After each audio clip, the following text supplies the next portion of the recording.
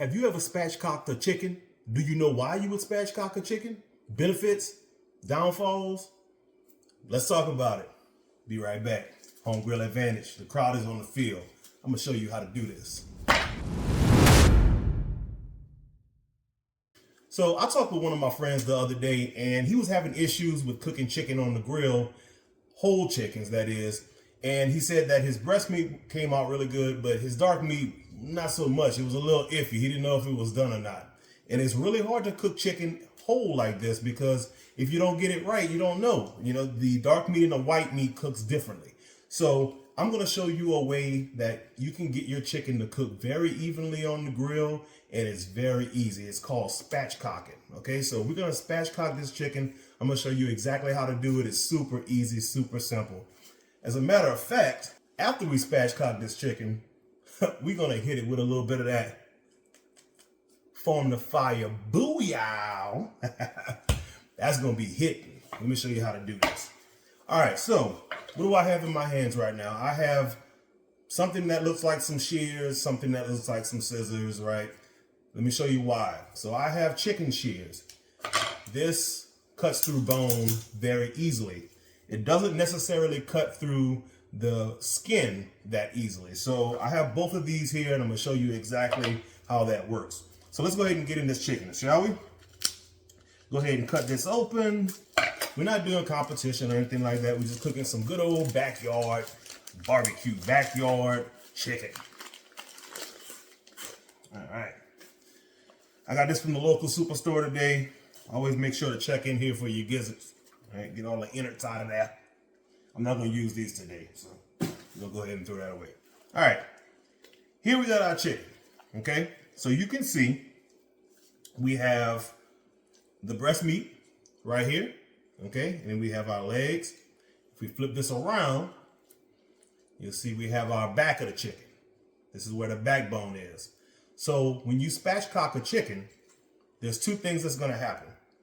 This backbone is going to come completely out.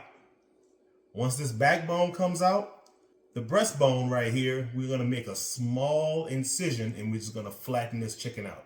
That's what spatchcocking is. Taking the backbone out and then flattening the chicken out. Now, what is that going to do? What's the point of that? So when we do this, we're going to flatten that chicken out and then all of the bones will be exposed. So a lot of you probably have cookers that have heat coming from the bottom. Traegers, Weber grills, vertical smokers, anything like that, right? Probably your oven as well. If you don't get it to a high enough temperature, your bottom is what's actually bringing your heat in.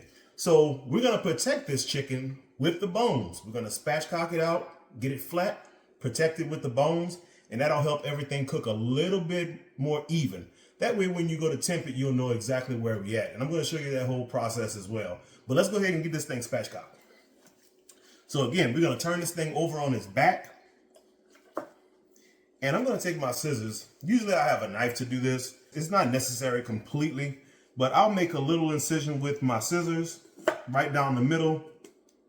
Usually, like I said, I'll do this with a knife just so that I can kind of mark my bone, know where it is. If I want to preserve some of my skin, I can kind of peel that back and get to that bone. But all I'm going to do is find that backbone, and I'm going to go, you can go in the middle, you can go on the side, it doesn't matter, okay? The whole point is to take this bone and split it in half. So if you want to cut on either side of it to take the bone completely out, you can do that. If you want to cut directly down the middle, that's what these chicken shears are for. They will make mincemeat of that bone. So that is what that is for. That's how you get through it. This won't work that well. All right, so let's go ahead and do that. I'm going to go ahead and go on either side of the bone. So I'm just going to make my first cut right there.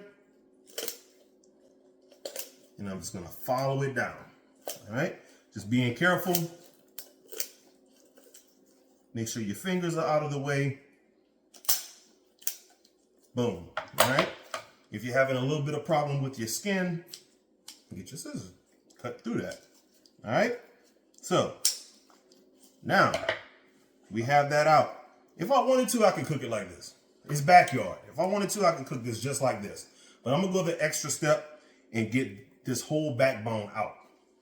So now I'm gonna go on the other side and just start cutting right alongside of that backbone.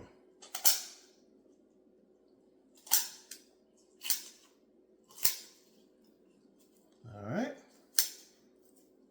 Simple as that. Got a little skin, extra skin right there. Take my scissors, cut it out. Now, this is not pretty, all right? But if you want to make good food for your family, sometimes you got to get a little dirty. You know what I'm talking about? This is the backbone. We done took the chicken backbone out, all right? She ain't got no backbone. All right? Yeah, y'all, the old ones know about that. Anyway, listen. So we got our chicken. Backbone is out. Let me show you the inside of the chicken. All right? Backbone gone. Backbone gone.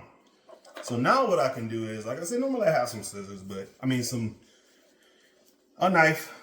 But let me see if I can get you a closer peek of that. So right by the breast, right here, it's a little bitty bone right here. All right. I'm not trying to go all the way through it. All I want to do is make a little incision right down the middle, very small. I'm talking about like a 1/16 of an inch. That's all it takes. Okay. And we're going to do that. Make that little incision. Boom. Okay, let me show you again. If you can see that, I made just a small incision right there. Just a little bit of incision, okay? Now, what is that for? Now, I don't have to try to break my chicken. It's just going to come apart very easily. So now if I put my hands on each side like the diamond, you know what I'm talking about? Each side, push down. You heard that? Done. We spatchcock. We flat. We flat now. If I turn this over, my chicken is going to lay flat. Now, this side of my chicken will be completely protected by the bones. All right? That's all it is to it. Now we can just go ahead and season this thing up.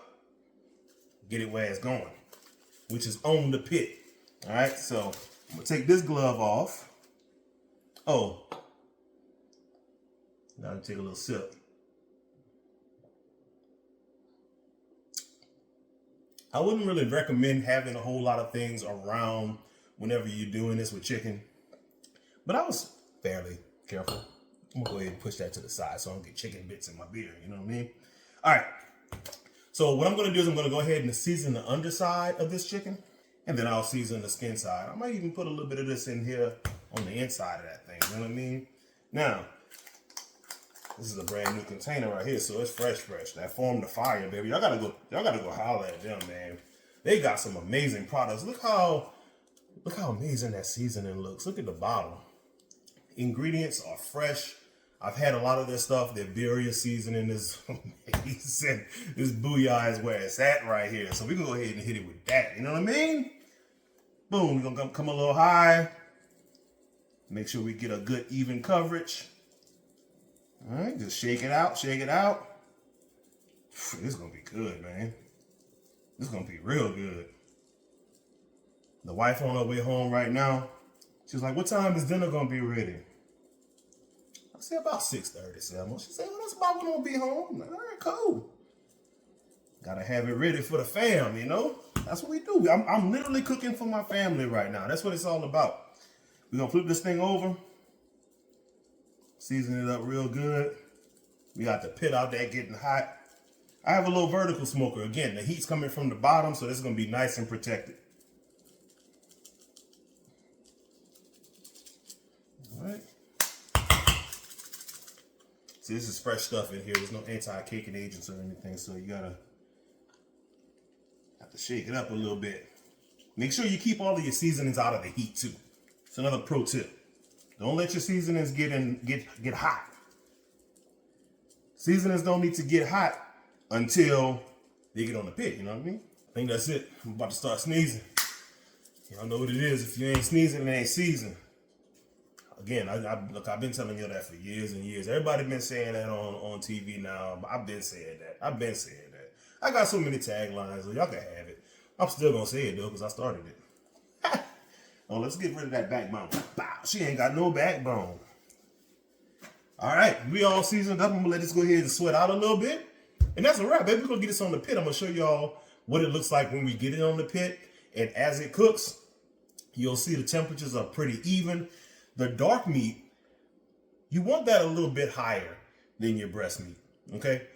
It's just tastes better, right? That it can handle, it's a little bit more fatty. It can handle a little bit more heat than your breast meat can. So I always temp my breast and make sure I take that off at the right time. I can rest it, and I know I'm gonna go up a few degrees in this chicken regardless, but I can go hot with this chicken. I like to cook chicken north of 300. That gets my skin nice and crispy on the pit, and I know that everything will be cooked really well. This is gonna cook a little bit more evenly now rather than having a whole chicken. Now, if you do cook a whole chicken, make sure that you cook it backbone down, all right? If your heat's coming from the bottom, cook it backbone down if you do cook a whole chicken without spatchcocking it or without splitting it completely. But if you do spatchcock it, go ahead, put it just like that, all right? We'll be back.